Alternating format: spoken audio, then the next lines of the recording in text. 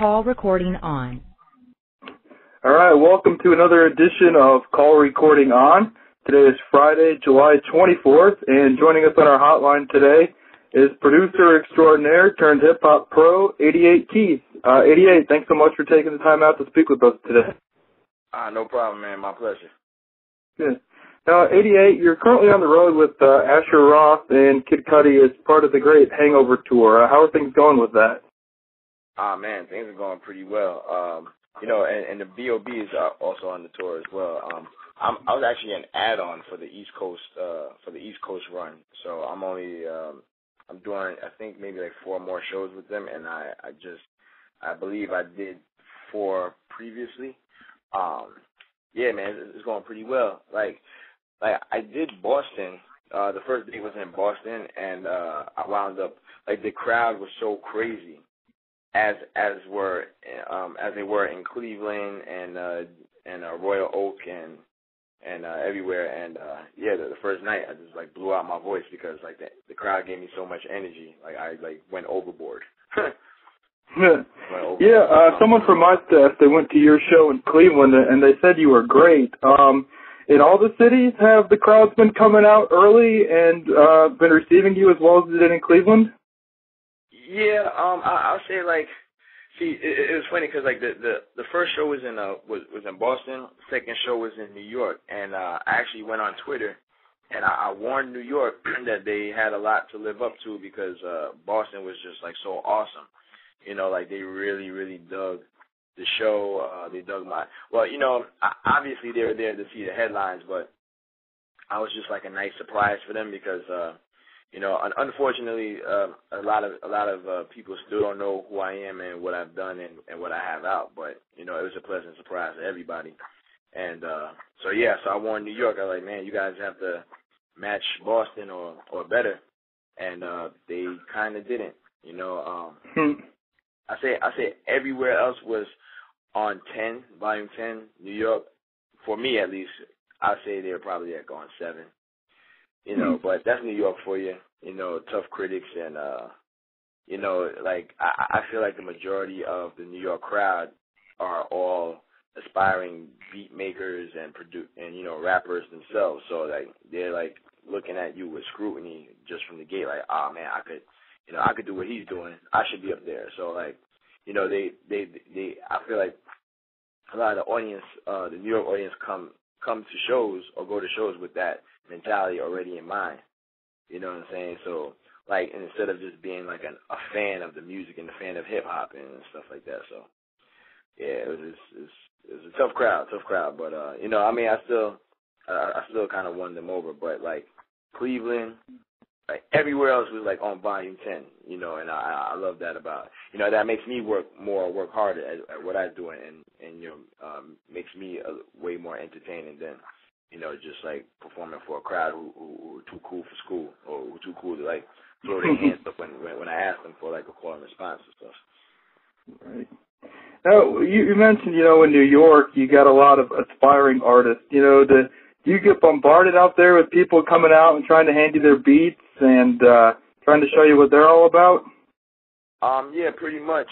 But I learned a valuable lesson from one of my best friends, like Kanye West, where I don't know if I'm at liberty to say too much about it, but a few years ago he was sued.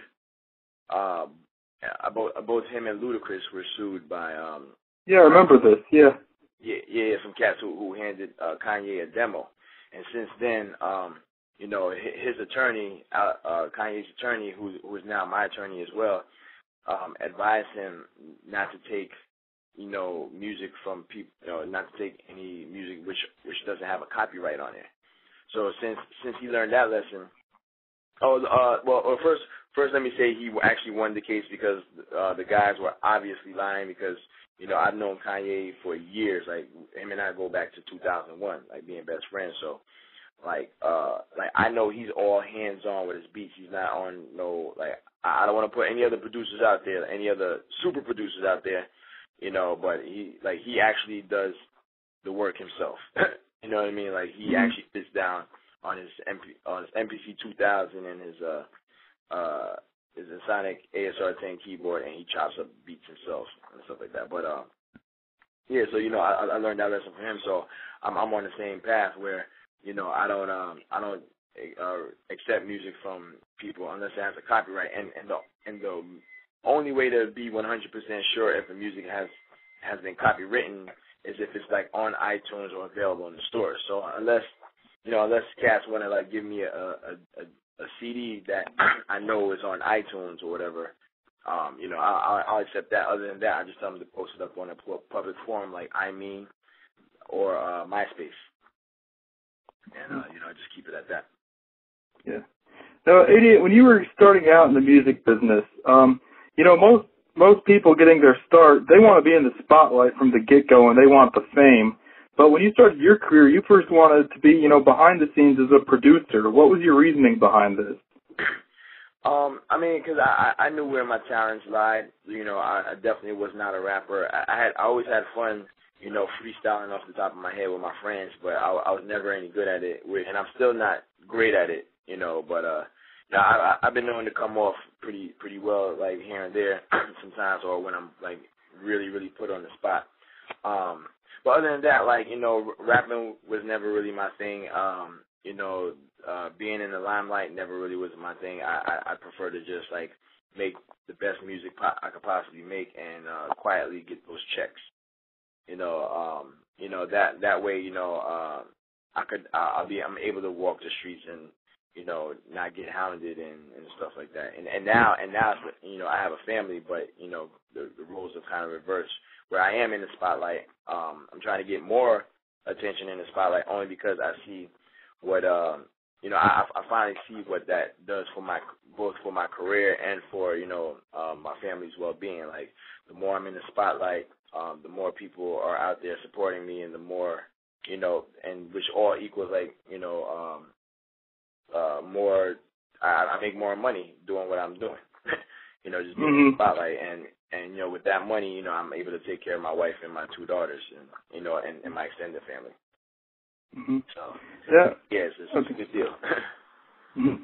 Now, as a producer, you've worked with many top-name artists, including Talib Kweli, The Pharcyde, Macy Gray, and many others.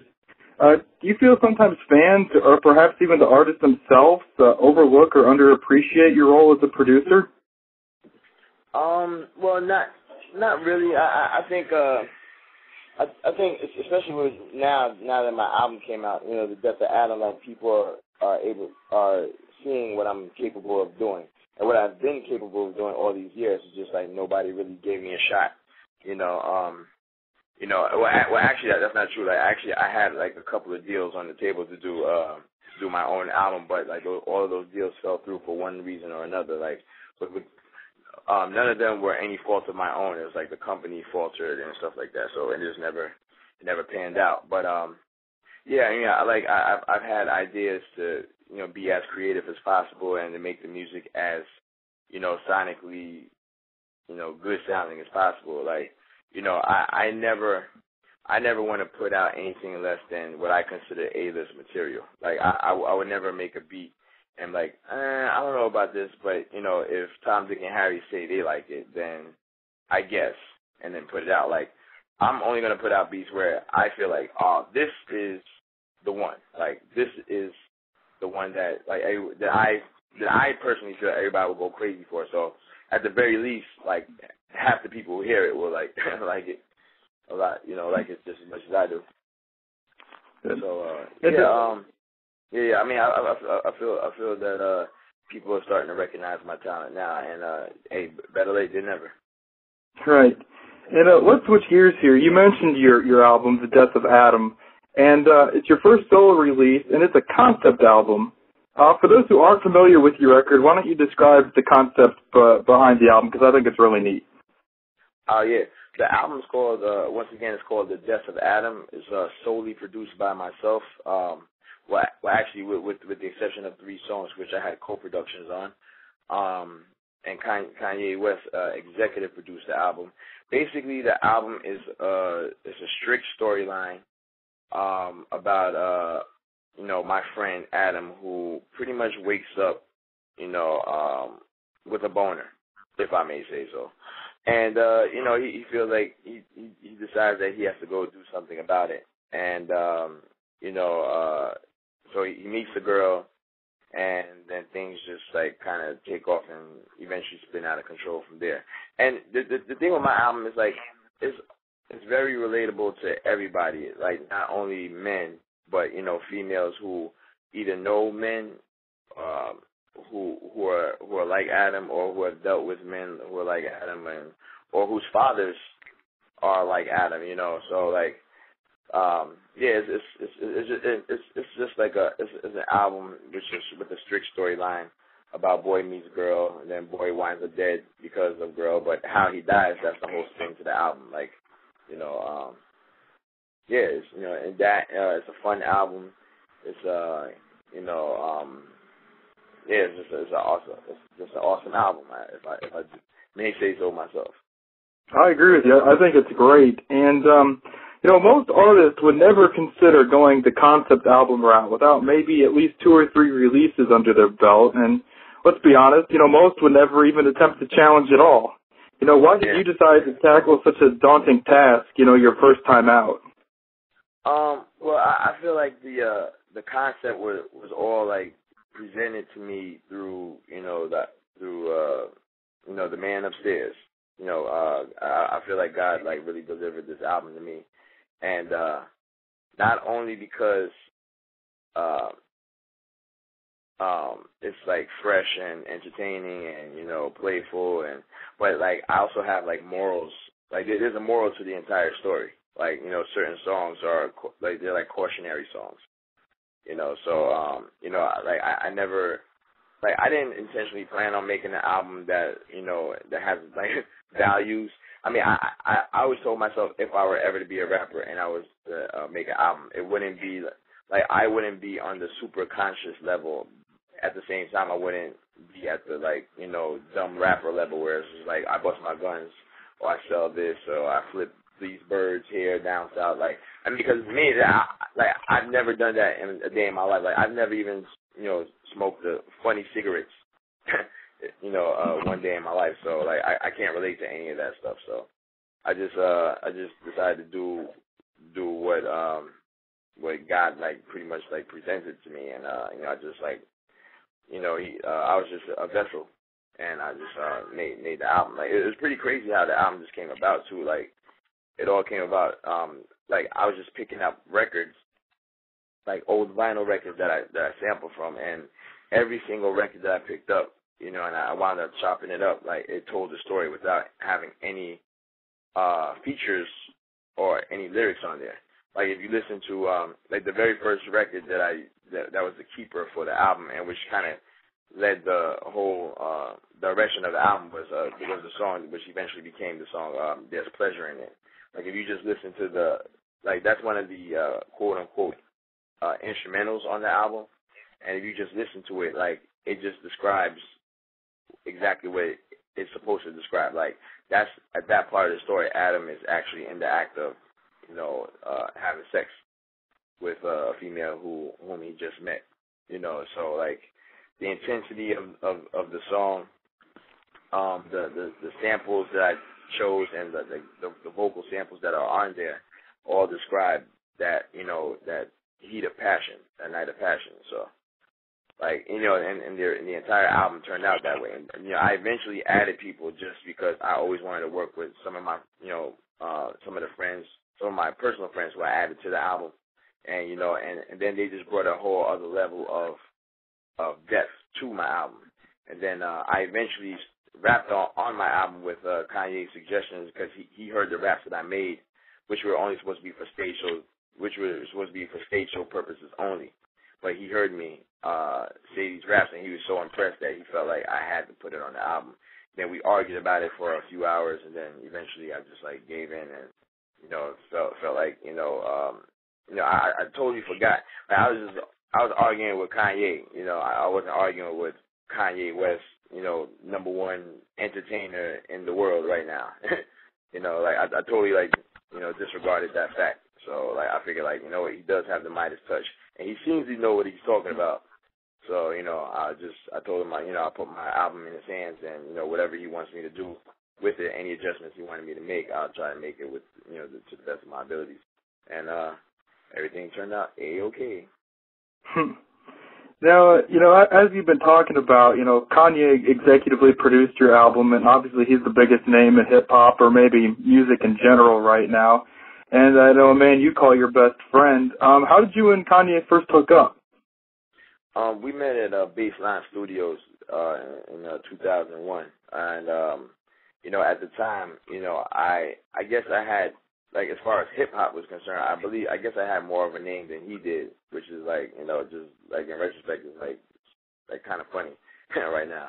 And so when I introduced myself to him, I told him I was 88 Keys, and his eyes kind of like lit up. He said, "Oh man," because at the time I had produced on one of his favorite albums at the time, which was Mos Def's Black on Both Sides. I produced Love, Speed Law, and Made December, or co-produced Made December on that album. So he was just like, man, that's like one of my favorite albums and stuff. And then he told me his name, and I remember like seeing his name on certain credits, but I didn't remember where I heard which songs were his or whatever. So like he started going down his discography, and he quietly worked with a lot of big name artists at the time, like Foxy Brown and Carl Thomas, or the Mad Rapper featuring Carl Thomas and stuff like that. But I hadn't heard any of the songs that he produced because they were album cuts, and I just never bought those albums at the time. And then he mentioned that he produced The Truth for Beanie Siegel, which was like that was like my favorite song at the time. So I was like, oh man, that's pretty dope.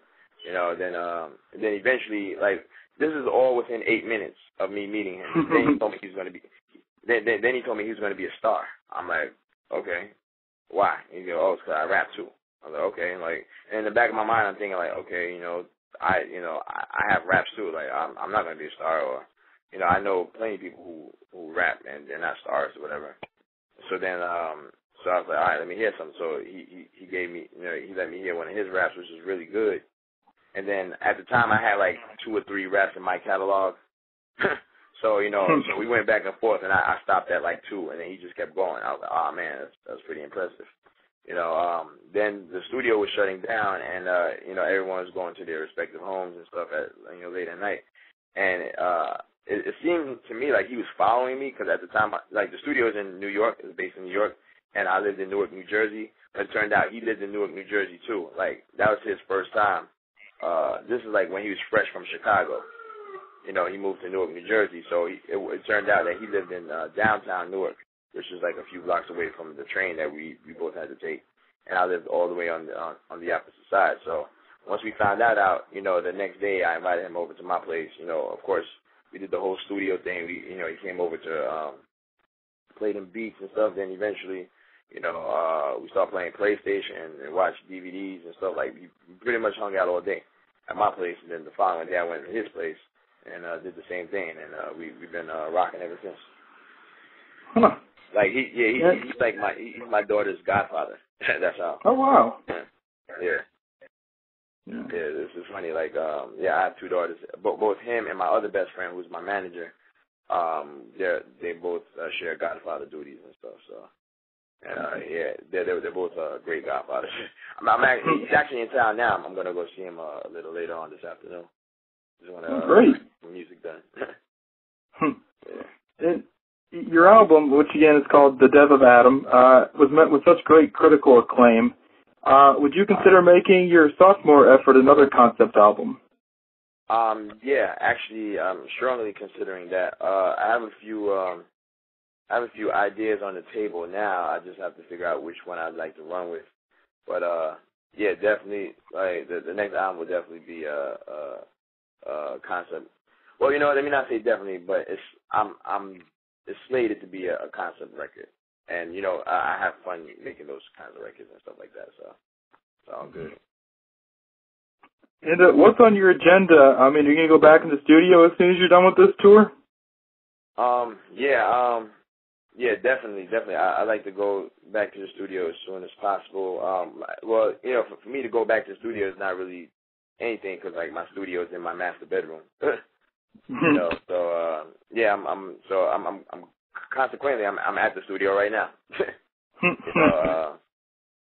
You know, I'm just going through some old records right now.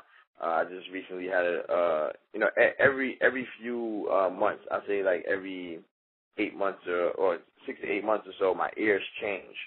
So like records that I've had since I was like 15, 16 years old that I, you know, either I initially bought because it had one drum break in there, or I acquired and, you know, got pissed off because I couldn't use anything on there. You know, I'll play the same record now, and I'll hear like a slew of things that I could sample, and you know that come out like kind of crazy. So just recently my ears changed. I've had a new inspiration to do music, and you know new you know just new life with music, and man, I'm trying to soak it all in.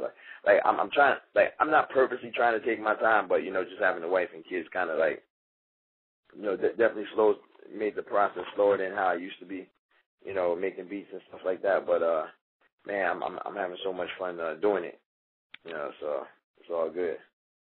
Mhm. All right, 88. We're going to go ahead and let you go. Once again, today we've been chatting with producer and rapper 88 Keys. His debut album, The Death of Adam, which is a fantastic concept album, is out now. You can check it out on iTunes, or if you can find a retail store still standing, you can pick it up there as well. And you can check out myspace.com/88keys to stream some tunes off of the album. And 88, thanks so much for taking the time out today. It's been a pleasure. Thank you. I really enjoyed this. Okay, great. Okay, thanks a lot.